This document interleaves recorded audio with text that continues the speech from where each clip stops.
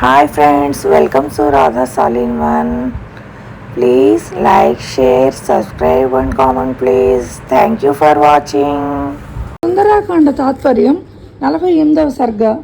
హనుమంతుడి చేతిలో అక్షకుమారుడు హృదయ విదారకంగా మరణించాడనే వార్త రావణుడు విన్నాడు. అతడి దుఃఖాన్ని దిగమరింగి మనస్సును దిటవు చేసుకుని క్రుద్ధుడై దేవేంద్రునితో సమాన పరాక్రమవంతుడైన ఇంద్రజిత్తుని చూస్తూ ఇలా ఆదేశం ఇచ్చాడు. కుమార, శస్త్రాస్త్ర ప్రయోగంలో నువ్వు సర్వశ్రేష్ఠుడవు. సురులకు అసురులకు కూడా దుఃఖాన్ని వాటిల్లు చేసిన మేటివి. బ్రహ్మదేవుని తపస్సు చే మెప్పించి పెక్కు దివ్యాస్త్రాలను సముపార్జించావు. నీ రణ కౌశలాన్ని ఇంద్రాది దేవతలు సైతం చవి చూసే ఉన్నారు. అందరికీ తెలుసట. అసురులు, దేవేంద్రుని అండలో ఉన్న సురులు, మరుద్గణాలు సైతం నీ అస్త్ర సంపత్తి ముందు యుద్ధరంగంలో నిలబడలేక పరుగులెత్తారు కదా. ముల్లోకాల్లోనూ నీ చేతుల్లో పరాజితుడు కానివాడు మచ్చుకి ఒక్కడు కూడా లేడు. నీ భుజ పరాక్రమాలు, అపారమైన తపోబలము నీకు సదా రక్షా కవచాలుగా విరాజిల్లుతున్నాయి. సమయ సందర్భాలకు అనుగుణంగా కార్యాన్ని సాధించడంలో నువ్వు ప్రజ్ఞాశాలివి. యుద్ధంలో నువ్వు ప్రదర్శించే పరాక్రమానికి సాధ్యం కానిదంటూ ఏదీ లేదు. బుద్ధి కౌశలంతో వివేచించి ఆలోచించి నువ్వు సాధించలేని కార్యం కూడా ఏదీ లేదు. నీ శస్త్రాస్త్ర పాఠవం, బల పరాక్రమాల గురించి తెలియనివాడు ముల్లోకాల్లో ఎవరూ లేరు. తపోబల సంపత్తిలోనూ, బల పరాక్రమాలలోనూ, శస్త్రాస్త్ర ప్రయోగ కౌశలంలోనూ నువ్వు నాకు సమానుడవు. యుద్ధరంగంలో నువ్వు నిలబడితేనే చాలు, విజయం తథ్యమని గట్టి నమ్మకం కలిగి నిశ్చింతగా ఉంటాను. కింకర్లు 50 మంది, జంబుమాలి మహావీరులైన అమాత్యుల పుత్రులు 7 ప్రధాన సేనానులు, 5 రథ గజ తురగ పదాతులతో సహా రణరంగంలో మృత్యువాత పడ్డారు. నీకు సోదరుడు, మనందరికీ ప్రీతిపాత్రుడు అయిన అక్షకుమారుడు కూడా మరణించాడు. ఓ శత్రు సంహారక, నీ బల శౌర్యాల పట్ల నాకు ఉన్నంత నమ్మకం ఎన్నడూ వారిలో ఉన్నది లేదు. ఓ వివేకవంతుడా, ముందుగా ఆ వానరుని బల పరాక్రమాలను పరిశీలించు. పిదప నీ బలాన్ని పరిగణించుకొని ఈ పరిస్థితిలో ఏం చేయాలా అందుకు అనుగుణంగా నీ శక్తి సామర్థ్యాలను ప్రదర్శించు. అస్త్రవేత్తలలో అగ్రగణ్యుడా, శత్రువులను అణగదొక్కే సామర్థ్యం గల నువ్వు మన సేనలు నశించని తీరులో ఎత్తుగడలను పన్ని నీ బలాన్ని, శత్రువుల బల పరాక్రమాలను సమీక్షించుకొని కర్తవ్యం నిర్వహించు. ఓ వీరాధి వీరుడా, ఏకకాలంలో విస్తారమైన సేనా సమూహాన్ని ఇట్టే ధ్వంసం చేయగల సామర్థ్యం ఆ ప్రత్యర్థి వానరునికి ఉంది కనుక సైన్యంతో పోవడం ప్రయోజనకరం కాదు. వజ్రాయుధం కూడా అతడి మీద పనిచేయదు. వాయువు వేగం కూడా అతడి ముందు దిగదుడిపే. అతడు ప్రజ్వలిస్తున్న అగ్ని. సాధారణ యుద్ధ పద్ధతులు అతడి విషయంలో వ్యర్థం. ఆంజనేయుడు ముందు ఇవన్నీ పనికిరావటం. నేను చెప్పిన విషయాలను గురించి బాగా యోచించి ఆత్మస్థైర్యంతో ఏం చేయాలో తీర్మానించుకో. కఠోర తపశ్చర్యలతో నువ్వు సముపార్జించుకున్న దివ్యాస్త్రాలను స్మరించుకొని పోరాటానికి ఉద్యమించు. నిర్దిష్టంగా కార్యసాధనను పూర్తి చేయి. నీ పట్ల గల ప్రేమానురాగాల దృష్ట్యా నిన్ను యుద్ధానికి పంపడం నాకు సముచితంగా తోచడం లేదు. కానీ రాజుగా నా కర్తవ్య పాలనను అనుసరించి ఇలా చేయడం ధర్మ విరుద్ధం కాదు. ఓ శత్రు సంహారక, యుద్ధ రంగంలో వివిధ శస్త్రాస్త్ర ప్రయోగంలో కోవిదుడై ఉండాలి. అంతేకాదు, యుద్ధంలో విజయాన్ని ఆకాంక్షిస్తూ దానినే అంతిమ లక్ష్యంగా పరిగణించాలి. మహావీరుడు, దేవతలకు దీటైన దివ్య ప్రభావం కలవాడు అయిన ఇంద్రజిత్తు తండ్రి హితవచనాలను సావధానంగా విని యుద్ధం చేయడానికి కృతనిశ్చయుడై తండ్రి అయిన రావణునికి ప్రదక్షిణ చేశాడు. తర్వాత తన ఆత్మీయులందరూ ప్రశంసిస్తూ ఉండగా ఇంద్రజిత్తు సమధికోత్సాహంతో రణోన్మత్తుడై రణరంగానికి బయలుదేరాడు. శోభాయుక్తుడు, తామర రేకుల వంటి కన్నులు కలవాడు, మహా తేజస్శాలి రావణుని కుమారుడు అయిన ఇంద్రజిత్తు పర్వకాలంలో సముద్రంలో ఉప్పొంగుతూ యుద్ధానికి వెళ్ళడానికి ఉద్యుక్తుడయ్యాడు. ఇంద్రునితో సమాన పరాక్రమం గల ఇంద్రజిత్తు గమనానికి అడ్డు లేని రథాన్ని అధిరోహించాడు. ఆ రథానికి గరుత్మంతుని దీటైన వేగం గల తెల్లని వాడి అయిన కూరలున్న 4 సింహాలు పూంచబడ్డాయి. రధికుడు ధనుర్ధారులలో సర్వశ్రేష్ఠుడు, శస్త్రాల ప్రయోగంలో కోవిదుడు, అస్త్ర విద్యలో పారంగతుడు అయిన ఇంద్రజిత్తు తన రథం మీద అమిత వేగంగా హనుమంతుడు ఉన్న అశోకవన ముఖద్వారం వద్దకు వెళ్ళాడు. ఇంద్రజిత్తు రథచక్రాల చప్పుళ్ళు, అతడి ధనుష్టంకారం విని తనకు ధీటైన మహావీరుడు ఇప్పటికన్నా యుద్ధానికి వస్తున్నాడని హనుమంతుడు సంతోషపడ్డాడు.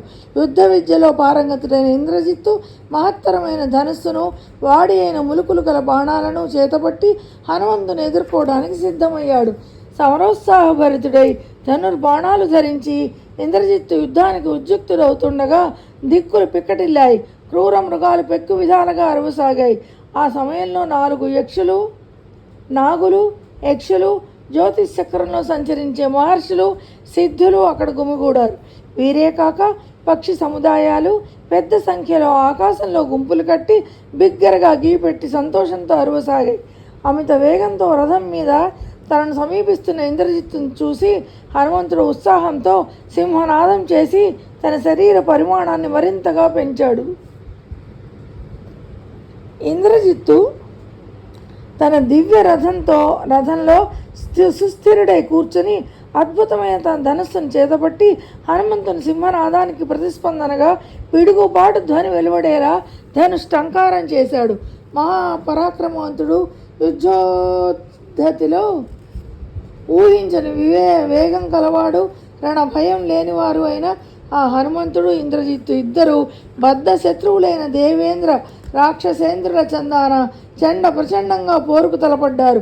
అమేయ బలపరాక్రమాలు సంతరించుకున్నవాడు, తన దేహాన్ని బాగా పెంచినవాడు అయిన హనుమంతుడు, మహారథుడు, ధనుర్ధారి, రణకోవిదుడు అయిన ఇంద్రజిత్తు ప్రయోగిస్తున్న శరపరంపరలను వృధా గావిస్తూ ఆకాశంలో సంచరించసాగాడు.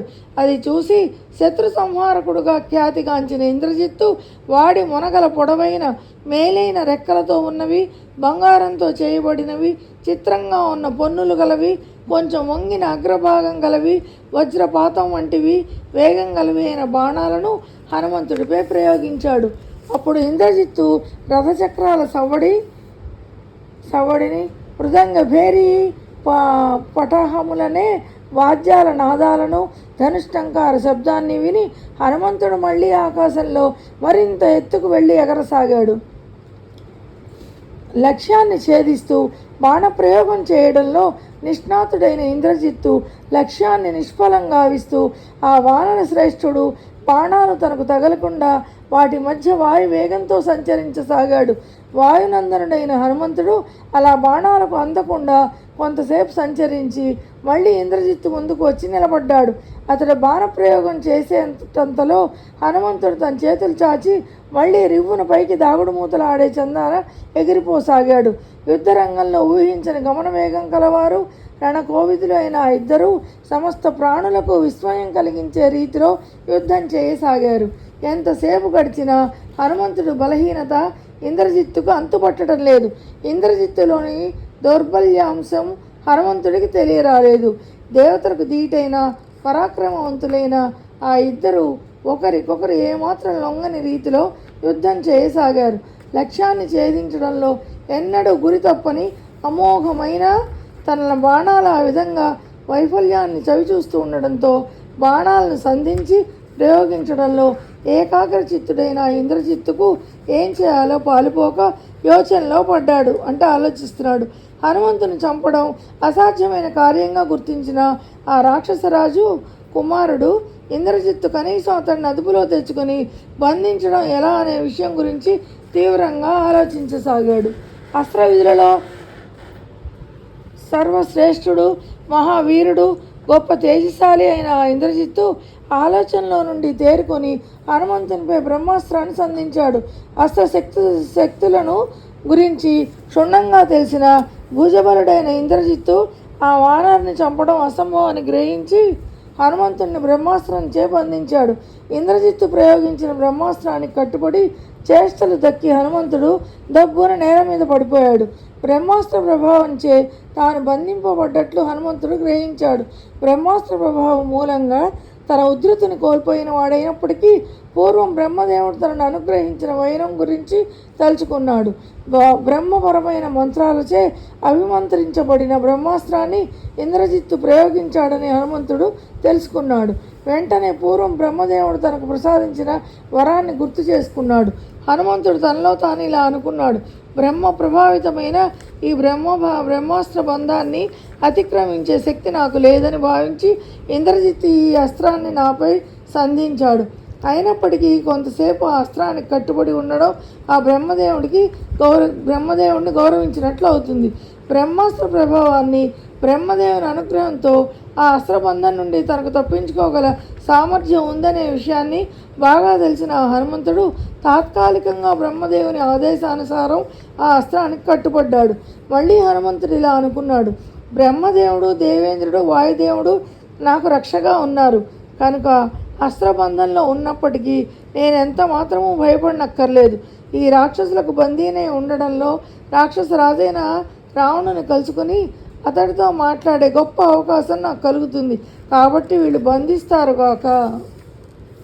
శత్రువుల పరాక్రమాలను నిర్వీర్యం కావించేవాడు, ముందు వెనుకలు బాగా యోచించి పనులు చక్కబెట్టేవాడు అయిన హనుమంతుడు కృతనిశ్చయుడై చేష్టలుడిగిన స్థితిలోనే ఉండిపోయాడు.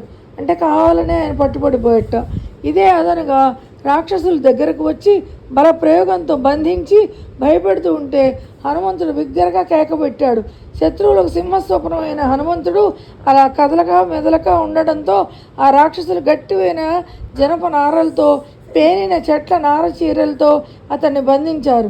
కనీసం కుతూహలం కొద్దీ అయిన రాక్షసరాజైన రావణుడు తనను చూసే ఉద్దేశంతో రావచ్చునని అతన్ని ముఖాముఖి కలుసుకోవడానికి అది చక్కని అవకాశమని హనుమంతుడు భావించాడు. ఆ కారణంగా శత్రువులు తనను బెదిరిస్తూ బంధిస్తుంటే కిమ్మనకుండా ఊరుకున్నాడు. మహాపరాక్రమవంతుడైన హనుమంతుడిని రాక్షసులు నార చీరలచే బంధించగానే బ్రహ్మాస్త్ర బంధం తొలగిపోయింది. ఇతర సాధనాలచే మళ్ళీ బంధించినప్పుడు బ్రహ్మాస్త్ర బంధం వీడిపోతుంది. నార చీరలతో బంధించిన హనుమంతుడిని బ్రహ్మాస్త్రం తన బంధం నుండి విముక్తుడిని చేయటం ఇంద్రజిత్తు గుర్తించి చింతిస్తూ ఇలా తలపోశాడు: ఇతర సాధనాలతో బంధితుడైన వాడిని బ్రహ్మాస్త్ర బంధం విడిచిపుచ్చుతుంది కదా. అయ్యో, బ్రహ్మాస్త్ర మంత్ర విధానం ఎరుగని మూర్ఖులైన రాక్షసులు యోచించకుండా ఈ మహత్కార్యాన్ని వ్యర్థం చేశారు. ఒకసారి బ్రహ్మాస్త్రం నిష్ఫలమైన తర్వాత మరో అస్త్రం ఏది పనిచేయదు. ఇప్పుడు అందరం పెద్ద చిక్కుల్లో పడ్డాం కదా అనుకున్నాడు. బ్రహ్మాస్త్ర బంధం నుండి తాను విడిపడినట్లు హనుమంతుడు రాక్షసులకు తెలియనివ్వలేదు కనుక తనను రాక్షసులు బాధిస్తూ బంధించి ఈడ్చుకొని పోతుంటే యాథాలాపంగా ఉండిపోయాడు. క్రూరులైన రాక్షసులు పిడికిళ్లతో పొడుస్తూ కర్రలతో బాదుతూ ఈ వానర వీరుడైన హనుమంతుడిని రాక్షసరాజైన రావణుని సమక్షానికి ఈడ్చుకుపోయారు.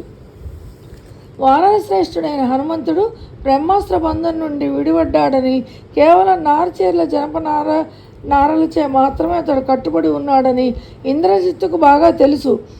అయినప్పటికీ రాక్షసులు హనుమంతుడు ఈడ్చుకుపోతూ ఉండగా ఇంద్రజిత్తు కూడా రావణుని సమక్షంలోకి వెళ్ళాడు.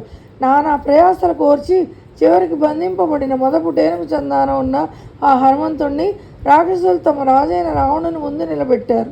సభలో కొలువు తీరిన రాక్షస వీరులు తమలో తాము ఇలా అనుకున్నారు: ఇతడెవరు? ఎవరివాడు? ఎక్కడి నుండి వచ్చాడు? ఎందుకు వచ్చాడు? లంకలో ఇతడికి ఏం పని? ఇతడి వెనక ఎవరున్నారు? కోపోద్రేకాలతో ఊగిపోతున్న కొందరు రాక్షసులు ఇతగాని చంపండి, సజీవ దహనం చెయ్యండి, భక్షించండి అంటూ ఒకరికొకరు చెప్పుకోసాగారు. మహాత్ముడైన హనుమంతుడు వడిగా రాజమార్గాన్ని దాటి అమూల్య రత్నాలచే అలంకృతమై శోభాయమానంగా ఉన్న రావణుని సభాభవనాన్ని, రావణుని పాదాల సమీపంలో ఆసీనులై ఉన్న వృద్ధులైన అమాత్యులను చూశాడు. అప్పుడు తేజో విరాజమానుడైన రావణుడు సింహాసనం మీద నుండి వికృత రూపులైన రాక్షసులు ఈడ్చుకు వస్తున్న వానర శ్రేష్ఠుడైన హనుమంతుడిని చూశాడు.